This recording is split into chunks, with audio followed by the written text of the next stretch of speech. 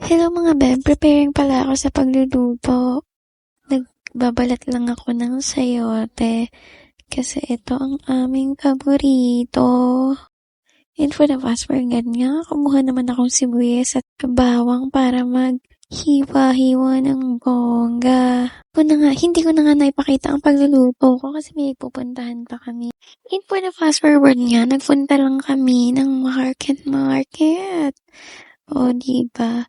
Kasi inutusan kami bumili ng mga stock dito sa bahay. Kaya ito na nga nakapili ng aking best friend.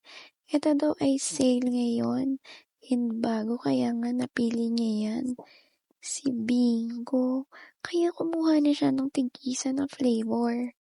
And kumuha na rin siya ng mga hotdog, ganon. And for the fast forward nga, eto na, pagbabayad ng aking best friend. And for the fast forward nga, pumunta lang kami sa isang palengke. Kasi nga pinapabili din kami ng bigas at kung ano-ano pa. Eto, datungin naman tong aking best friend. Kasi nagsitaasa na nga ang mga bigas. Hindi na kami mapakali kung ano ba ang pipiliin namin. Kaya nga sabi ko, maghanap na naman tayo ng mura. Kaya ito nga, sabi naman ni tatay, okay, go, maghanap-hanap muna tayo. May napili na sana siya, kaya nga tinawag niya yung isang dicer. Kaso lang nga wala na daw stock. Kaya todo hanap na naman si Podar. Kaya nga naghanap na lang ng aking best friend na iba pang bibilhin dito sa grocery. Super tataas na talaga. Unti na lang mabibili mo sa 1,000. Kaya nga tingnan mo naman yung mga presyong yan. Bonggang-bongga. Sabi ko, ang sarap sana yan. Kasi walang budget. Sana naman, Lord, hindi na kami maglilista-lista and wala nang budget sa susunod naming grocery. Para bongga ang mga bata, o di ba? Kaya nga ito, kumuha nga si tatay ng loaded kasi paborito yan ng aming mother. Kaya yan. For the chocolate na naman. And syempre, kumuha din siya ng mga biscuit or the young mother. And biscuit pa another. O, diba? Pili-pili na naman siya kung ano pang mga pinapabili sa kanya. Kasi hindi naman amin to. Inutusan lang kami. Kaya nga ito for the pili pa si best friend kung ano pang bibilin, hindi inutos. Sabi ko nga, tingnan niyo naman ang mga presyuhan ng mga bigas. Ang mamahal na talaga. Kaya for the diet na talaga ang person.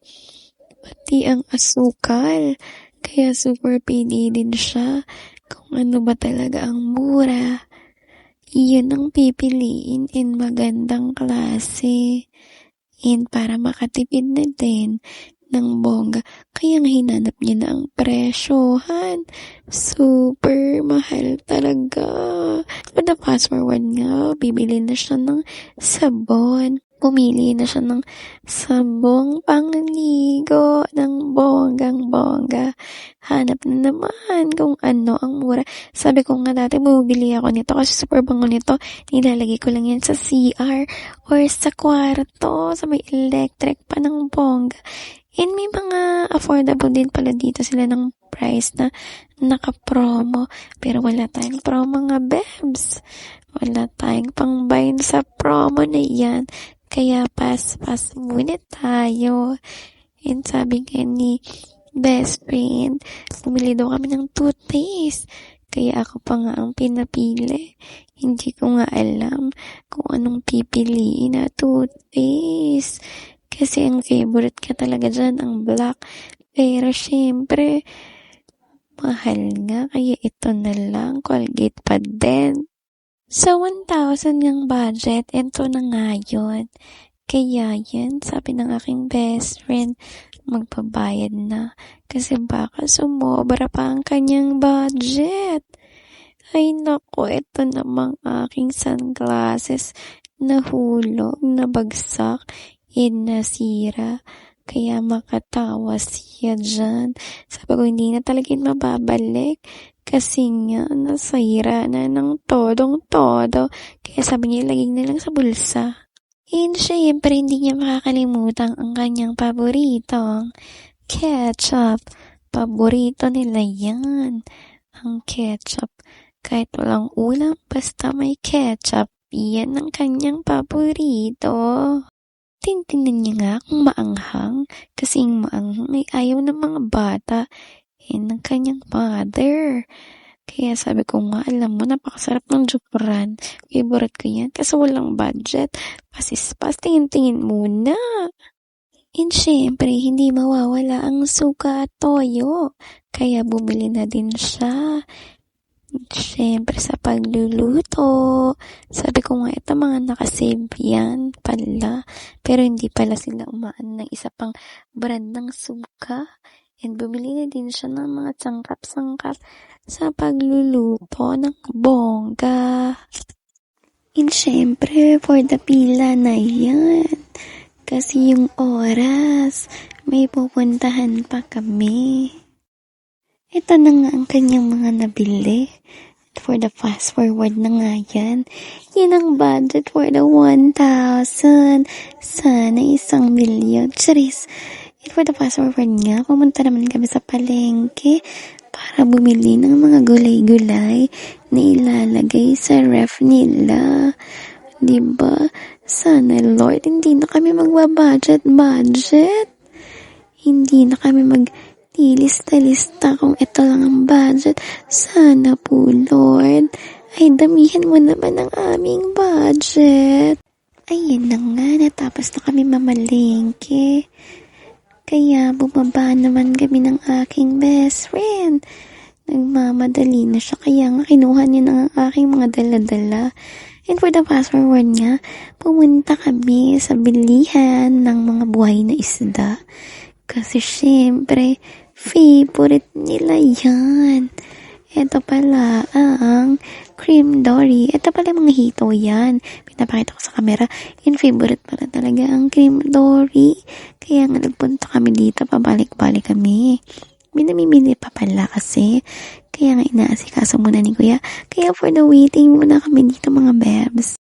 Sabi nga ng aking best friend, bibili daw siya ng 3 na cream dory. Kaya nga super papili na siya ng maganda pa at malaki-laki. Kaya nga ito naman nga, super hanap naman si Kuya ng medyong malaki. O kaya yan, 3 na. Kaya 3 pala ang in-order niya.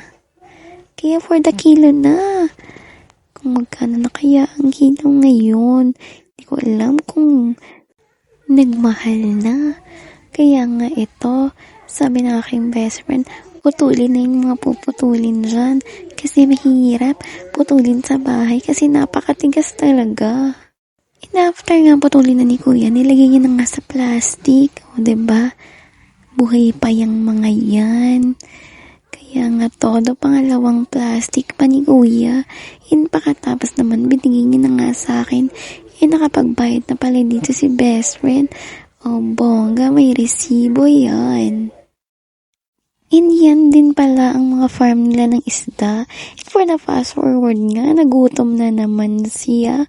Kaya nang may nakita siya ditong maruya and banana Q, bumili siya.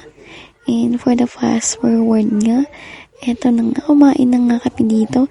And pumunta pa siya dito sa tinatawag na kinalas. Kaya yan, napa-order siya ng jumbo. Super yummy nito. Pero hindi ako nakain yan. Kasi nga, masakit ang tiyan ko. Hindi ko alam kung bakit. Inaasid ako ngayon ng bonggang-bongga. Sa kakadiet yan. Super sayang-saya. Kasi, super jumbo pala tong in-order niya. Pero mura lang. Diba super init yan? gutom na daw siya. Kaya nga itong in-order niya. Pero na-realize ko habang nag-i-edit ako nito, parang ang sarap ng kanyang kinakain. Kasi super init. Mainit na mainit. O, diba? Habang nag-i-edit ako ngayon, takam na takam ako. Ano ba yan? May sili and may kalamansi. Super perfect. Sa panahong maulan. O, sige. Super lafang. Lafang. Kasi gutom na gutom talaga yan. Kasi ang dami naming pinuntahan, ang dami naming ginawa. Ako talaga super sakit ng aking tiyan. Sa acid. Kaya ito for the video lang ako dito. Hindi ako makakain. Kasi masakit ang aking tiyan. Diba? Super solve yan. Ito na nga ang before and after. Yun lang.